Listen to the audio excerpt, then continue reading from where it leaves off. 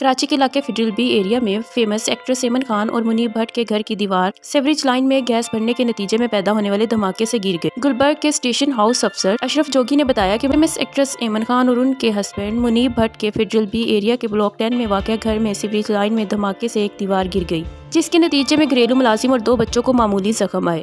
S H O نے کہا کہ انہیں اتوار کو دوپہر 1:45 پر ریسکیو 15 سے اداکار منیب بھٹ کے گھر کے اندر دھماکے کی اطلاع ملی تھی اور پولیس فوری طور پر جائے وقوع پر پہنچی اور گھر میں سرچ آپریشن شروع ہوا۔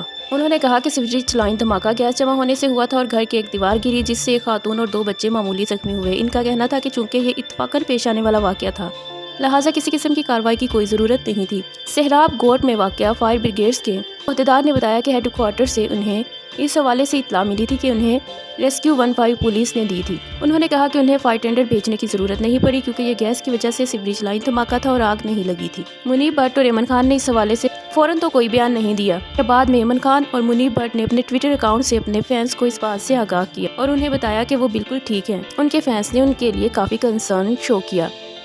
لوگوں نے ان کے لیے دعائیں مانگی۔ کسی نے کہا پریئرز فار یور فیملی، کسی نے عمل کے بارے میں کنسرن ظاہر کیا۔